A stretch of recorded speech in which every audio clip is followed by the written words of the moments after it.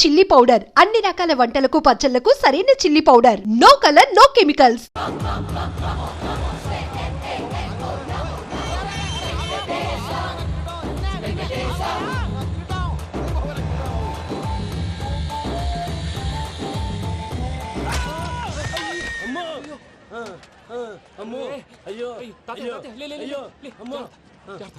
నీకేం కాలేదు కదా?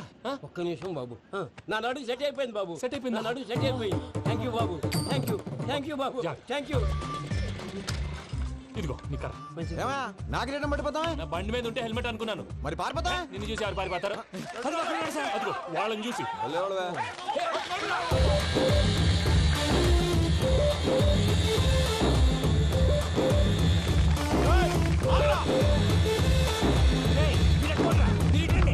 నేను దూకేస్తాను, నేను రాను. నీకు నచ్చిన అబ్బాయి నుంచే పెళ్లి చేస్తాను, కిందికి రారా. ఇప్పుడు ఇలాగంటారు, కిందకి వచ్చాక మాట మారుస్తారు. నేను దూకేస్తాను, వద్దు నాన్న, వద్దు. నేను దూకేస్తాను.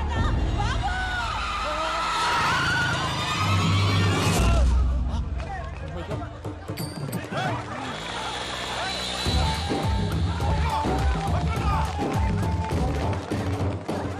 ఆగండి రాబాయ్, ఈడేంద్రా మలేషియా అన్న ఏరియాలో దూరిండు. ఏం రా సోడా, మా ఎంకన్న నెమ్మడబడుతుంది. వాడేం చేసిండో ఎరకేనా అన్న? ఈ రోజు మన సోడా సాంబయ్య గారు ఎమ్మెల్యేగా పోటీ చేస్తున్నారంటే అది మనందరికీ గర్వకారణం. సోడా కొట్లో కూర్చున్న ఆయన్ని తీసుకెళ్లి అసెంబ్లీలో కూర్చోబెట్టాల్సిన బాధ్యత మనందరి మీద ఉంది. సారీ సార్, ఎక్కడ రావాడు? అదే నేను చూస్తున్నాను సార్. అదిగో వచ్చేసాడు సార్. టైం అయిపోయింది. రాబాయ్ బాబు. అరే ఏం భయ అంత లేట్ చేసినావు? మోపే ట్రబుల్ ఇచ్చింది, అందుకే లేట్ అయింది. ఇగో చూడు, ఊకి అపోజిషన్ తిట్టుడే కాదు, నన్ను కూడా ఎలివేట్ చేయాలి అంటే పొగడాలి. మా పనే అది. కాకపోతే నాకు రాజకీయాలు తెలియవు. అవును సార్, అందుకే మీరు పాయింట్లన్నీ పేపర్ మీద పెట్టించారనుకో అన్న షూర్ అయిపోతాడు. ఆల్రెడీ మీ అపోజిషన్ లిస్ట్ కూడా మాకు వచ్చింది. అట్టనా? అరే ఇచ్చేయి, మన ఫైల్ కూడా ఇచ్చేయి. అలాగే సార్. చల్ షురూ కర్. మీరు అలా కూర్చోండి. అన్న మూర్తి గారి దగ్గర పోయి నీ యూరో ప్రోగ్రామ్ తో కనుక్కొని వస్తా. ఇది అయిపోగానే డైరెక్ట్ గా మీటింగ్ వచ్చేసాయన్న. లిస్ట్ ఇవ్వు. యదమ్మతి మరిపో నువ్వు. వస్తా అన్న.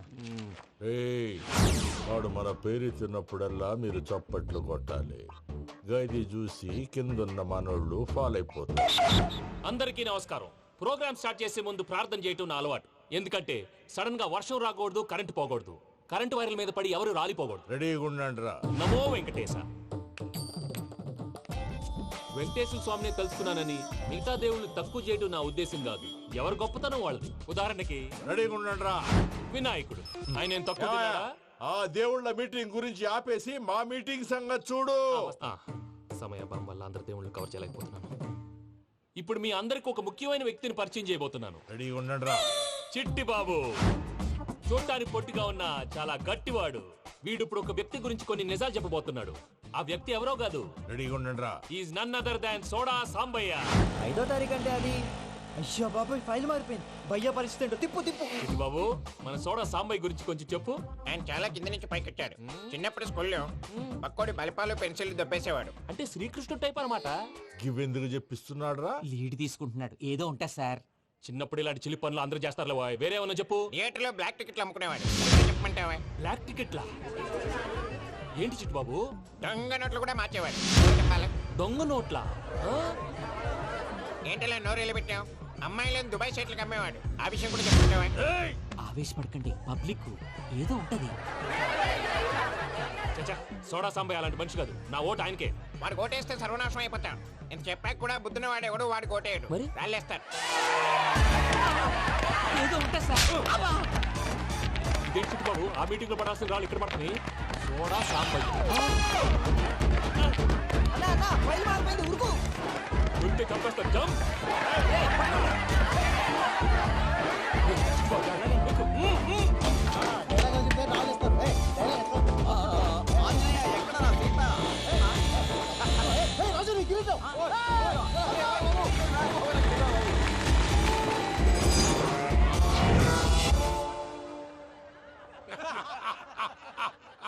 టోటల్ గా సోడా గ్యాస్ తీసేసిండు అన్నమాట. అరే ఇజ్జత్ పోయి మేము ఏడుస్తా ఉంటే గట్లా నవ్వుతారేమరా? మా ఎంకన్నంటే ఎవడనుకున్నావురా? సాక్షాత్తు ఎంకట రమణమూర్తి. మరిగా సామె మా ఎంకరతోని నిజం చెప్పించిండు. అరే ఏమన్నా లాజిక్ మాట్లాడుతున్నావు? అరే అదగాడిని అప్పగించు, లేదంటే గాడిని ఎలా తీసుకెళ్లాలో మాకెరకనే.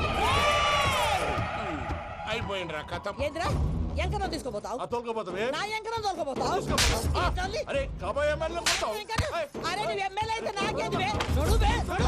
నా ఎంకరం తో- అరే వాడు ఇద్దరు తీసుకున్నాక ఇచ్చతా? నీకు ఇచ్చదేంద్రా? బస్సే బాస్, నీ లంగబత్తి ఎవరిది ఎవరు? ఊరుకో పెద్దమ్మా, ఇందులో ఆయన తప్పే ఉంది. బోల్ డబ్బులు పెట్టి మీటింగ్ పెట్టాడు, అది నా వల్ల అప్సెట్ అయింది, అందుకే నా వెంట పడ్డాడు. మీరు ఉండండి, అంతే అంతే, నువ్వు వెళ్ళండి వెళ్ళండి. వస్తానన్న అన్న మలేషియా వస్తానన్న. అక్క జర బీపీ తగ్గించుకోరా. నీ ఆరోగ్యం గురించి చెప్తున్నానక్క. మీరు వెళ్ళండి సార్. పెద్దమ్మా, అతను చెప్పింది నిజమే, నువ్వు కొంచెం బీపీ తగ్గించుకోవాలి. గట్లనే తక్కువ చేసుకుంటా. ఏంది భయ నారాయణ ఊరుకూరుకొని రమ్మంటివి? మన ఎంకరకి పెళ్లి గిట్లు ఏమైనా సెటిల్ అయిందా? వీడికి ఇంకా పెళ్లి అవ్వదన్నా, అందుకే మేము ఇద్దరం కలిసి పుణ్యక్షేత్రాలకు పోదాం అనుకుంటున్నాం. ఆ విషయం నీతో చెబుదామని. ఏం మాటలు బాబాయ్? లేకపోతే ఏంట్రా, మీ నాన్న పోతూ పోతూ నిన్ను నా చేతిలో పెట్టిపోయాడు. ఇప్పుడు ఆ బాధ్యత పెద్ద బరువు అయిపోయింది. అరే ఇప్పుడు ఏమైందని? ఎంకన్నను బంగారం లెక్క పెంచితివి. పెంచితే సరిపోతుందా? వీడికి 20 సంవత్సరాల వయసు వచ్చినప్పటి నుంచి సంబంధాలు చూస్తున్నాం. మొదట్లో వర్షాకాలంలో వర్షాలలాగా విపరీతంగా వచ్చాయి, తర్వాత ఎండాకాలంలో వర్షంలాగా అప్పుడప్పుడు వచ్చాయి. ఇప్పుడు కరువు వచ్చినట్టు అసలు రావడమే మానేసి. బాబాయ్, జీవితం తోట లాంటిది, అందులో మనం తోటకూర లాంటి వాళ్ళం. తోటకూరతో పప్పు చేసుకోవచ్చు, వేపుడు చేసుకోవచ్చు, అంతేగాని రసం సాంబార్ చేసుకోలేం కదా. సంబంధం గురించి మాట్లాడుతుంటే సంబంధం లేకుండా మాట్లాడతావేంట్రా? సంబంధం ఉంది పిన్ని, నా డ్రీమ్ గర్ల్ కనిపించే వరకు పెళ్లి చేసుకోవాలని చెప్పాను కదా. నా చిన్నప్పటి నుంచి ఇదే మాట చెబుతున్నాడు. ఆ డ్రీమ్ గర్ల్ ఎక్కడుందో ఎలా తెలుస్తుంది? నాకు తెలుస్తుంది. తుఫాన్ వచ్చే ముందు హెచ్చరికలాగా ఆ అమ్మాయి ఎదురుపడినప్పుడు నాలో కొన్ని కదలికలు వస్తాయి. తను నా దగ్గరకు వస్తుంటే గాలిలో గులాబీ పూలు వాసన వస్తుంది. అంతెందుకు, ఆకాశంలో సూర్యుడు 1000 రెట్ల కాంతితో నా పక్కన నిలబడినట్టుంటుంది. సూర్యుడు పక్కన నుంచుంటే కనిపించేది అమ్మాయి కాదు, యముడు. నీ ఫ్రస్ట్రేషన్ నాకు అర్థమైంది. ఒక విధంగా పెళ్లి లేట్ అవడం మన మంచికే. మంచిగా? మరి ఇప్పుడు మన ఇంటికి వచ్చేది కోడిపిల్ల కాదు, ఆడపిల్ల. కోటి ఆశలతో వస్తుంది. అందుకే ఆమెకి ఏ ఇబ్బంది లేకుండా ఫ్లాట్ తో పాటు ఫర్నిచర్ కూడా కొన్నాను. రేపు నానో కారు కూడా వచ్చేస్తుంది. ఇప్పుడు నేను పెళ్లికి రెడీ. జస్ట్ నా డ్రీమ్ గర్ల్ కనపడమే లేటు. చూసావా అన్న, ఎక్కడికి వెళ్ళా మళ్ళీ ఆ డ్రీమ్ గర్ల్ దగ్గరికే వస్తాడు. వీడికి జన్మలో పెళ్ళేయట్లేదు. ఇక మన పోదాం పదవే. నువ్వు పరిశ్రమ కుక మన ఎంకన్న జాతకంలో దోషం గిట్లుందేమో జర చూపిద్దాం.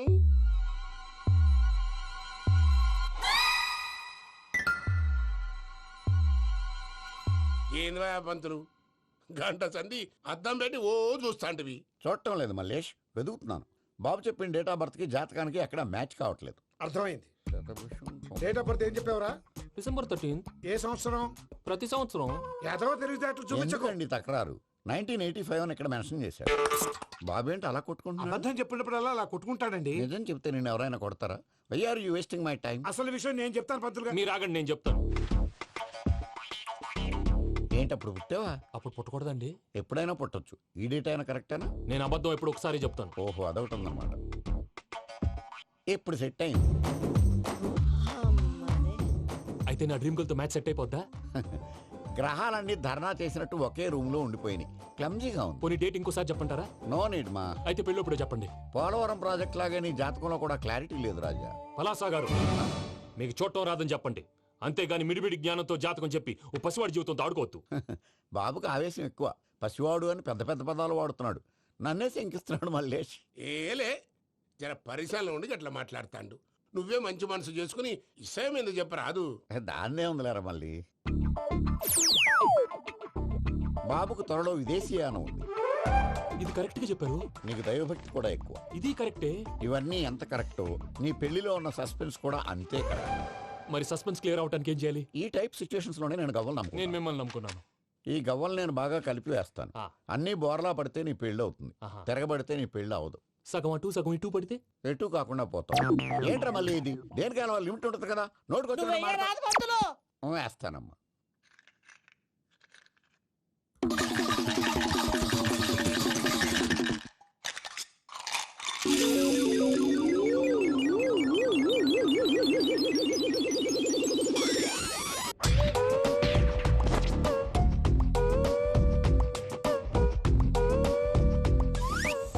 పోదకూడదు బాబు. జాతకం మనం రాయకూడదు, ఉన్నది చదువుకోవాలి. దీని అర్థమైంది పంతులు గారు. మీవాడు కూడా ఈ గవ్వలాగే ఒంటరిగా మిగిలిపోవచ్చు. అలాంటి మాటలు అనొద్దు పంతులు గారు, ఇంకోసారి ట్రై చేయండి. తప్పు బాబు. సృష్టికి విరుద్ధంగా ఏ పని చేయకూడదు. అది కాదు, ఇంతకు మీరు సరిగ్గా కలపలేదు. ఏం పెద్దమ్మా? పిల్లగాడు చెప్తున్నాడు కదా, ఇంకో పాలంటే ఏ రాదయ్యా. ఆవేశపడకండమ్మా, అలాగే వేద్దాం. ఏముంది ఇందులో? ఒకసారి కాపాడుతు లేస్తున్నాడు.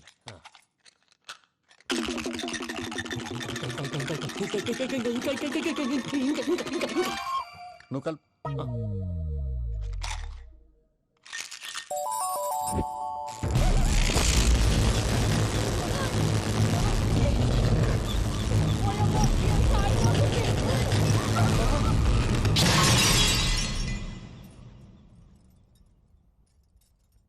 చూసావా ప్రకృతి విరుద్ధమైన పనులు చేస్తే ఎలాంటి ఫలితాలు వస్తాయో. దానికి దీనికి సంబంధం ఏంటండి?